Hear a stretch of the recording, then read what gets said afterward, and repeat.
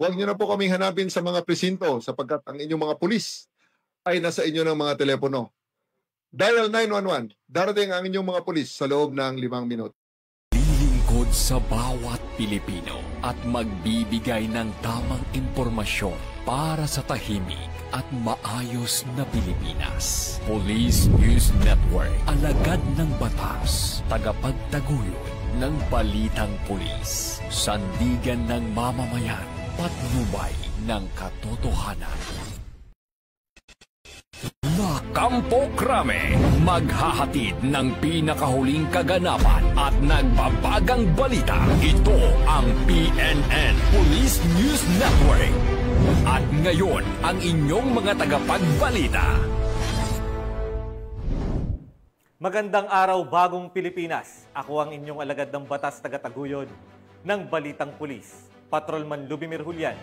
Maghahatid sa inyo ng tamang balita, kwento ng pulis at serbisyo para sa mamayan, at ito ang PNP News Online, ang pangunahing balita ng Police News Network, alagad ng batas tagataguyod ng Balitang Pulis.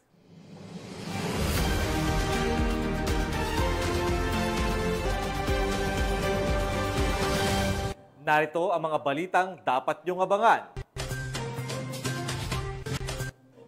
Lalaking wanted sa kasong direct assault, huli ng PNP HPG sa Davao City. Construction worker, arestado ng PNP Anti-Cybercrime Group dahil sa pananakot sa dating kasintahan. At 2 illegal loggers, timbog. Mahigit 80,000 halaga ng illegal na troso nasabat sa Caraga.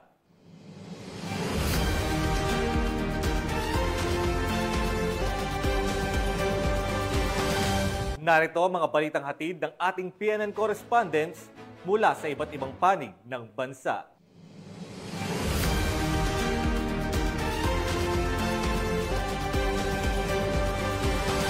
Simulan natin ang balita mula sa bahagi ng Luzon.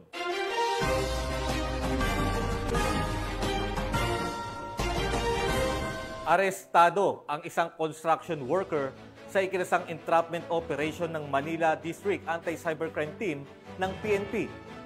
Matapos pasangkot sa kasong paglabag sa Anti-Photo and Video Voyeurism Act at grave coercion. Nakibalita dyan si Patrolwoman Mary Grace Artizuela.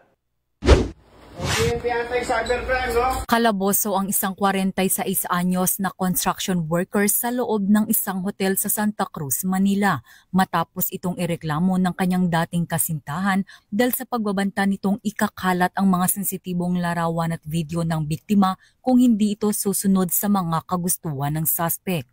Nangako itong buburahin ang mga sensitibong material kapalit ng personal na pagkikita nila ng biktima.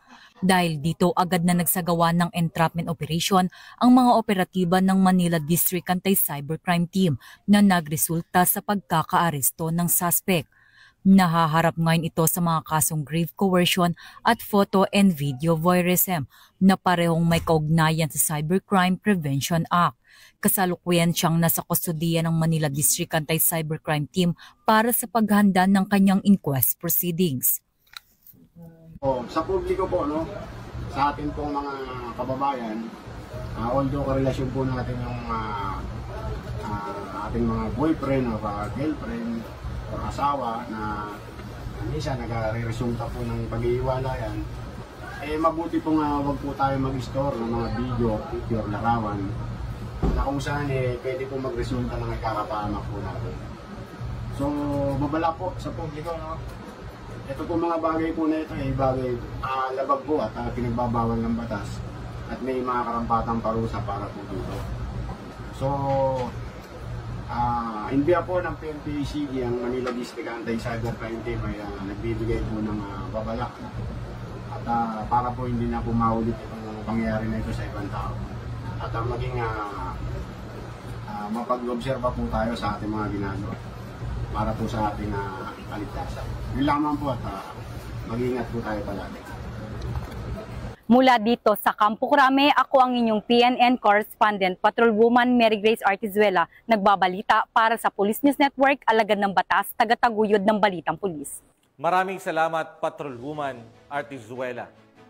Bumagsak sa kamay ng batas ang isang miyembro ng kilalang criminal group na kinalala ng pangalang Boton Group matapos itong maaresto ng mga tauhan ng Pangasinan PNP sa isinagawang operasyon sa bayan ng Orbistondo, Pangasinan. Police Master Sergeant Marvin Jake Romero sa report. Madang alas 5 ng hapon, isinagawang operasyon sa Barangay Poblasyon Orbistondo, Pangasinan sa pinagsanib pwersa ng Police Intelligence Unit Pangasinan PPO at iba't ibang unit ng kapulisan na nagresulta sa pagkakaresto ng suspect na kinilalang si Jason, 49 taong gulang at residente ng Sitio Bunol, Barangay Dalanggiring, Orbistondo.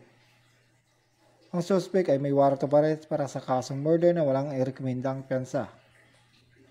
Ang suspect ay membro ng target listed criminal gang na Boton Group na sangkot umano sa gun for hire, robbery hold-up at iba pang illegal na aktibidad sa 1st District ng Pangasinan. Isa rin siyang target sa ilalim ng Kuplan Boton ng Police Intelligence Unit Pangasinan at kabilang sa top 8 sa Provincial Target Intelligence Packet. Ang pagkakaresto ay isang malaking hakbang para sa kapayapaan at kaayusan sa rehiyon. Magsilbing babala ito sa mga patuloy pa rin lumilihis ng landas sa batas. Mula dito sa Ilocos Region, ako ang inyong PNN Correspondent, Police Master Sergeant Marvin Jake Romero, alagad ng batas, taga-taguyod ng Balitang Pulis. Maraming salamat, Police Master Sergeant Romero. Nagpaabot ng agarang tulong ang Pampanga 1st Provincial Mobile Force Company, katuwang ang Regional Police Community Affairs and Development Unit 3 sa mga pamilyang labis na naapektuhan ng matinding pagbaha sa lungsod ng San Fernando, Pampanga. Nakibalita dyan si Police Corporal Giselle Rivera. Ng tulong ng Pampanga 1st PMFC at RPCADO 3 sa mga residente na apektado ng baha dito sa City of San Fernando, Pampanga. Pinangunahan ni Police Staff Sergeant Ryan Paulo Cortez ang relief operation kasama ang mga miyembro ng Regional Police Community Affairs and Development Unit 3 sa paghahatid ng serbisyo. Sa kabila ng malalim na tubig dulot ng walang tigil na pag-ulan sa probinsya ng Pampanga, ay lumusong sa baha ang mga pulisya upang maipabot ang munting tulong sa ating mga kababayan. Namahagi ang mga otoridad ng mga kilong bigas, dilatang pagkain at mga gamot laban sa leptospirosis bilang pananggalang sa mga sakit na posibleng makuha sa maruming tubig. Labis ang kagalakan ng mga residente sa natanggap nilang tulong at malasakit na ipinakita ng ating mga kapulisan. Grabe po ang tuwa ko dahil hindi na po ako ngayon barangay official pero ini-involve pa rin ako ni Sir Ryan sa ganitong gawain pang komunidad para sa ating mga tao. Maraming salamat po. Keep up your good works. Patuloy ang misyon ng pulisya na maipadama ang taus-pusong serbisyo sa anumang oras ng pangangailangan, sila ang kaagapay ng bayan. Sa gitna ng anumang kalamidad na nanatiling sandigan ang ating kapulisan sa pagtiyak ng kapakanan at kaligtasan ng ating mamamayan. Mula dito sa City of San Fernando, Pampanga, ang inyong PNN Correspondent, Police Corporal Giselle V. Rivera.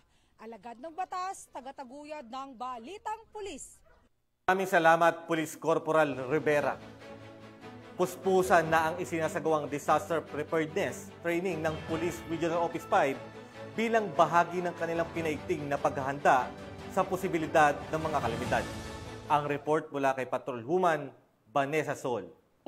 50 tauhan mula sa Regional Support Units ang nakikilahok sa 5 araw na seminar tungkol sa disaster preparedness, search, rescue at retrieval operations na nagsimula nito lamang ika-25 ng Hulyo taong kasalukuyan sa Police Regional Office 5 Sandigan Park, Camp Simeon Ayola sa Legazpi City kasama sina Police Brigadier General Nestor C. Babagay Jr. bilang pangunahing tagapagsalita. Kabilang sa mga kalahok ang mga tauhan mula sa 9th Special Action Battalion, Special Action Force, Regional Highway Patrol Unit, Regional Forensic Unit, Police Regional Training Center, Regional Maritime Unit, Regional Medical at Dental Unit, at ang Regional Recruitment and Selection Unit 5. Ang pagsasanay ay naglalayo na bigyan ang mga tauhan ng pulisya ng kritikal na kaalaman at mga kasanayang kailangan upang mabisang tumugon sa mga sakuna. Nitong nakaraang araw ay puspusan na ang mga piling personnel ng Police Regional Office 5 sa serye ng lecture at demonstration na nakatuon sa emergency medical action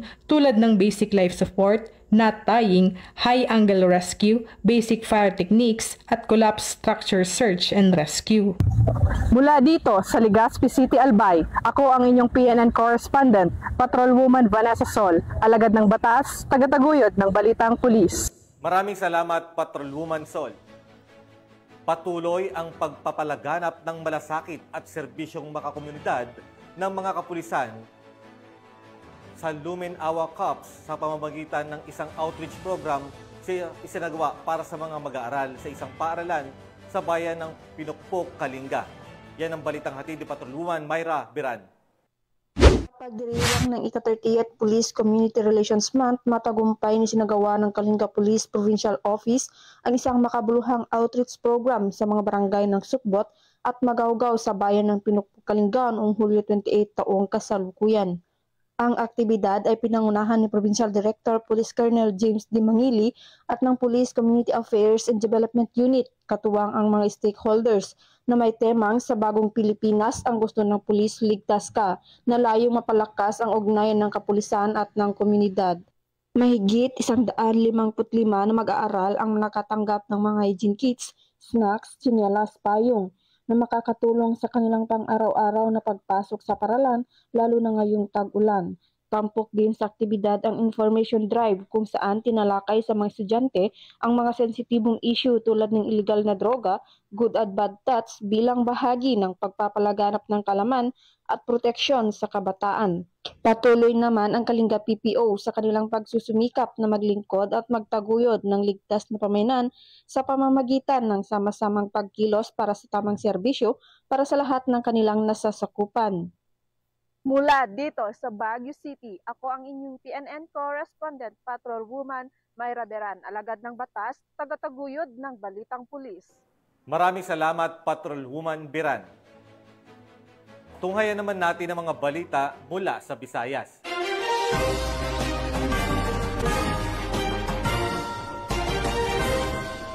Apat na hinihinalang sangkot sa iligal na droga ang naaresto sa isang matagumpay na bypass operation ng Iloilo City Police Office, kung saan nakumpiska ang mahigit 700,000 pisong halaga ng hinihinalang shabu. Magbabalita dyan si Patrolwoman Andrea Dominic de Palubos. Matagumpay na naisagawa ng Iloilo City Police Office City Drug Enforcement Unit kasama ang Iloilo City Police Station 6 ang isang bypass operation na nagresulta sa pagkakaaresto ng isang high-value individual at 3 street-level individuals sa Barangay Kalaparan, Arevalo, Iloilo City nito lamang ika-29 ng Hulyo taong kasalukuyan. Kinilala ni Police Captain Roque Jimeno III, Officer in Charge, ang mga sospek na sina alias Cyril, 36 na taong gulang, residente ng nasabing lugar at naitalagang high-value individual, alias Valerie, 41 taong gulang, alias Rondolph, 27 taong gulang, at alias Jomar, 55 taong gulang, na mga residente ng nasabing lugar at naitalagang mga street-level individuals. Sa isinagawang operasyon, nasamsam ng mga kapulisan ang 15 sachet ng hinihinalang shabu kasama ang bypass item na may tinatayang bigat na 110 gramo at may standard drug price na 748,000 piso. Kasalukuyang nasa kustudiya na ng pulisya ang mga naarestong sospek para sa tamang disposisyon at haharap sa kasong paglabag sa RA 9165 o ang Comprehensive Dangerous Drugs Act of 2002. Ang matagumpay na operasyon na ito ay sumasalamin sa walang humpay na dedikasyon ng Police Regional Office 6 sa kanilang layunin na wakasan ang kalakalan ng iligal na droga, protektahan ang kinabukasan ng bawat Pilipino, at tiyaking nananaig ang kapayapaan, kaayusan at kaligtasan sa bawat sulok ng ating bansa. Dahil sa bagong Pilipinas, ang gusto ng pulis, ligtas ka. Mula dito sa Police Regional Office 6, ako ang inyong Police News Network Correspondent, Patrolwoman Andrea Dominic de Palubos, alagad ng batas, tagataguyod ng Balitang Pulis. Maraming salamat, Patrolwoman de Palubos. Kulungan ang bagsak ng 2 high-value individual matapos makumpiskahan ng halos 600,000 pisong halaga ng shabu sa Cebu City. Ang detalye ng balita mula kay Patrolwoman Flora May Azares. Hawak ng kapulisan ng Cebu City ang 2 high-value individual mga sospek matapos itong mahulihan ng halos 600,000 pisong halaga ng pinaghihinalaang shabu sa isinagawang bypass operation ng operatiba sa sitio Kanipaan, Barangay Basak Pardo, Cebu City noong ika-28 ng Hulyo ng taong kasalukuyan. Kinilala ni Police Colonel Enrico A. Figueroa, Acting City Director ng Cebu City Police Office, ang 2 sospek na sina alias Butchoy, 48 anyos, na residente ng sitio Asopoa, Barangay Basak, San Nicolas, Cebu City, at si alias Agting, 31 anyos, na residente ng sitio Alumno Seaside, Barangay Basak, San Nicolas, Cebu City. Ayon sa ulat ng otoridad, bandang alas 11:50 ng gabi, nang ikinasa ng operatiba ang nasabing bypass operation na nagresulta sa pagkaka-aresto ng mga sospek at pagkakumpiska ng 17 pakete ng hinihinalang shabu na may timbang na 85 gramo at may standard drug price na 578,000 pesos, bypass money at itim na pouch. Samantala, kasulukuyang nasa kustudiya ng Inayawan Police Station 7 CCPO ang mga sospek at maharap sa kasong paglabag ng RA 9165 o Comprehensive Dangerous Drugs Act of 2002. Illegal drugs continue to pose a serious threat to the safety and well-being of our community. Illegal drugs does not only destroy lives of the user, but also break families and fuel criminalities. Let us work together to stop the spread of illegal drugs in our community. Say no to drugs and choose a healthier and safer, brighter future for yourself and your loved ones. Be aware of your surroundings. Report any suspicious drug activities to the PNP. Your cooperation can save lives. Mula dito sa Central Visayas, ako ang inyong PNN correspondent, Patrolwoman Flora May Azares, alagad ng batas, tagataguyod ng Balitang Pulis. Maraming salamat, Patrolwoman Azares. Narito naman ang mga balita mula sa bahagi ng Mindanao.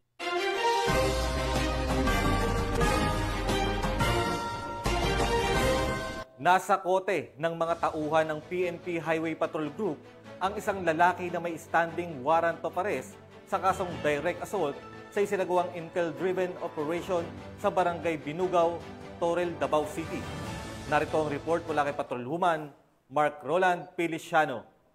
Arestado ang isang lalaki na may warrant of arrest sa kasong direct assault sa ikinasang intel-driven police operation ng Regional Highway Patrol Unit 11 sa pamumuno ng kanilang regional chief na si Police Colonel Christine S. Tan at sa pangunguna ni Police Major Jordan Romel C. Yang sa Binugaw, Toril, Davao City nitong nakarang araw. Kinilala ang suspect na si alias Benjo, 40 taong gulang, isang forklift operator na taga Davao del Sur. Nagsagawa ang Regional Highway Patrol Unit 11 Intelligence Section ng manhunt operation kaugnay sa one-time big-time operations laban sa isang individual na may kasong direct assault. Siya ay binasahan ng kanyang mga karapatan sa dialekto na kanyang naiintindihan. Samantalang nasa kustodiya ngayon ng Regional Highway Patrol Unit 11 ang nasabing suspect para sa dokumentasyon at tamang disposisyon habang inaantay ang pagharap nito sa korte. Patuloy naman ang pagpapatupad ng HPG na mandato nito at pagtugi sa mga taong may pananagutan sa batas. Sa anumang katanungan, reklamo o impormasyon, ang himpilan ng HPG ay palaging bukas upang kayo tulungan. Dahil dito sa ating bagong Pilipinas, ang gusto ng pulis, ligtas ka. At sa iba pang balitang serbisyong HPG, tumutok lamang sa aming YouTube channel at Facebook page na Police News Network. Mula sa tanggapan ng kakampi nyo sa kalsada, ako po si Patrolman Mark Roland Feliciano para sa Police News Network, alagad ng batas, tagataguyod ng Balitang Pulis. Maraming salamat, Patrolman Feliciano. Isang drug suspect ang arestado sa isinagawang bypass operation ng PNP sa Barangay Batangan, Valencia City, Bukidnon. Alamin ang detalye ng report mula kay Patrolwoman Danessa Berdos.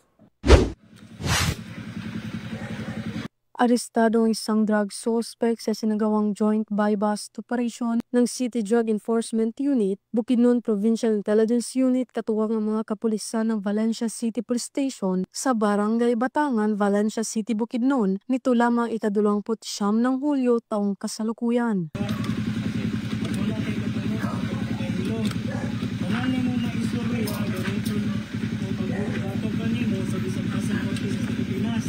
Kinilala ni Police Lieutenant Colonel Brian M. Panganiban, officer in charge ng Valencia CPS, ang drug suspect na si alias Jerry, 38 taong gulang, lalaki at residente ng nasabing lugar.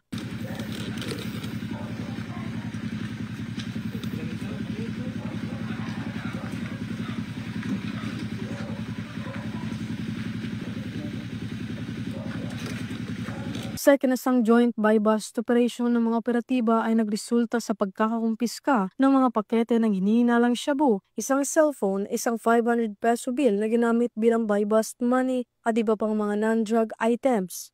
Ang suspect ay nahaharap sa kasong paglabag sa RA 10165 o Comprehensive Dangerous Drugs Act of 2002. Mula dito sa Camp Capistrano, Gusa, Cagayan de Oro City, ako ang inyong Police News Network correspondent, Patrolwoman Danasa Berdos, alagad ng batas, tagataguyod ng Balitang Pulis. Maraming salamat, Patrolwoman Berdos.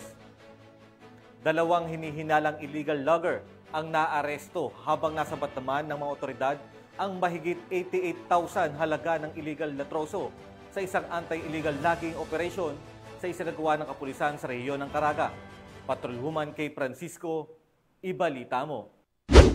Dalawang suspect ang naaresto at aabot sa 4,488 board feet na illegal na troso na nagkakahalaga ng 88,818 pesos ang nasabat sa pinaigting na kampanya ng PNP Caraga laban sa illegal na pagtutroso mula Hulyo 21 hanggang 27, 2025. Naaresto si alias Nika, 50 anyos, sa sitio Kinabutan, Barangay Poblasyon Bacawag, habang nahuli si alias Erwin, 34 anyos, sa Barangay Julio 1, Alegria, Pawang sa Surigao del Norte. Nakuha sa kanila ang 4,022 board feet na illegal na coco lumber na may halagang 78,396 pesos. Sinampahan sila ng kasong paglabag sa Republic Act 10593 na may kaugnayan sa pagputo ng puno ng niyog.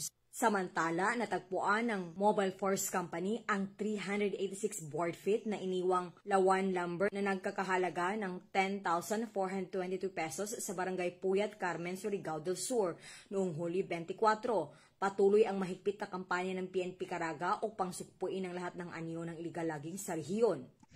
Mula rito sa rehiyon ng Caraga, ako ang Police News Network correspondent, Patrolwoman kay Francisco, alagad ng batas, tagataguyod ng Balitang Pulis. Maraming salamat, Patrolwoman Francisco.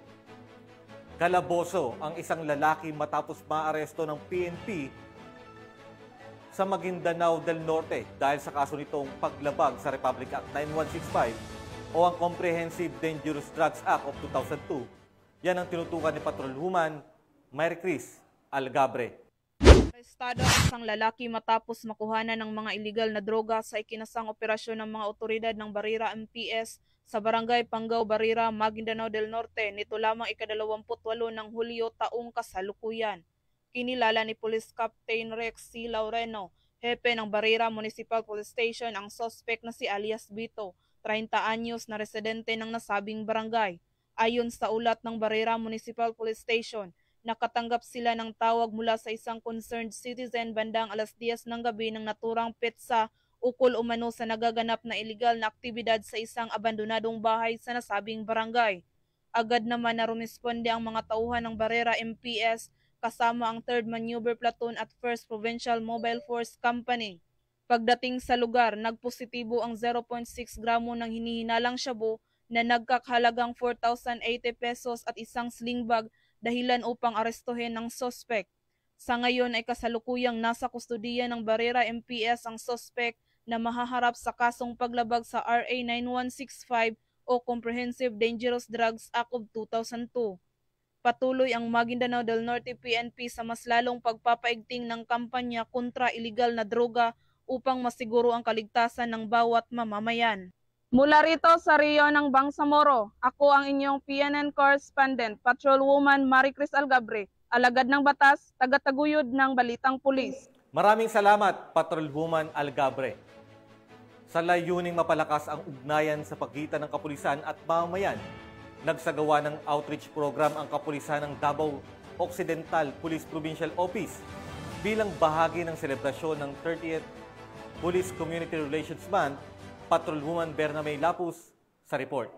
Bahagi ng patuloy ng kampanya ng Philippine National Police para sa kaligtasan at kapakanan ng bawat mamamayan, nagsagawa ng community outreach activity ang Davao Occidental Police Community Affairs and Development Unit kasama ang mga tauhan ng Malita Municipal Police Station sa Christian Village, Barangay Poblacion, Malita noong Hulyo 28 taong kasalukuyan. Binigyan diin ng programa ang kahalagahan ng kaligtasan hindi lamang sa pisikal na aspeto, kundi pati na rin sa emosyonal at digital na antas. Isa sa mga pangunahing layunin ng aktibidad ay ang palalimin ang kaalaman ng mga mamamayan tungkol sa mga banta sa kanilang seguridad at kung paano ito maagapan sa tulong ng batas at ng komunidad. Nagsimula ang programa sa pamamahagi ng food packs na tinatayang may 70 benepisyaryo, kasunod ang feeding program para sa mga bata. Ngunit higit sa material na tulong, nakatuon ang aktibidad sa pagbibigay edukasyon sa mamamayan. Isinagawa ang isang symposium kung saan tinalakay ang Republic Act 9262 o ang Anti-Violence Against Women and Their Children Act, Anti-Bullying at Cyberbullying at Cyber Libel. Sa pamamagitan ng edukasyon at bukas na komunikasyon, layon ng PNP na gawing aktibong katuwang ang mga mamamayan sa pagpapanatili ng kaayusan at kaligtasan sa kanilang mga lugar. Mula dito sa Rehiyon 11, ako ang inyong PNN correspondent, Patrolwoman Bernami Lapus, alagad ng batas, tagataguyod ng Balitang Pulis. Maraming salamat, Patrolwoman Lapus. At yan ang mga balitang nakalap ng ating PNN correspondents mula Luzon, Visayas at Mindanao. At sa ngalan ng pamunuan ng Philippine National Police, sa pangunguna ni PNP Chief, Police General Nicolas Torre III at sa pamumuno ni President Ferdinand Bongbong Marcos Jr., kami ay maglilingkod sa bawat Pilipino at magbibigay ng tama at balanseng balita. Dahil dito sa bagong Pilipinas, ang gusto ng pulis, ligtas ka. At sa mga mahal naming kababayan, huwag na kayong maghanap ng pulis sa presinto sapagkat sila ay nasa inyo ng mga telepono. Tumawag sa 911, darating kami sa loob ng 5 minuto. Mula rito sa tanggapan ng tagapag-ugnay ng Pambansang Pulisya, ako ang inyong alagad ng batas tagataguyod ng Balitang Pulis. Patrolman Lubimir Julian, maghahatid sa inyo ng tamang balita, kwento ng pulis at serbisyo para sa mamayan at ito ang PNP News Online, ang pangunahing balita ng Pulis News Network.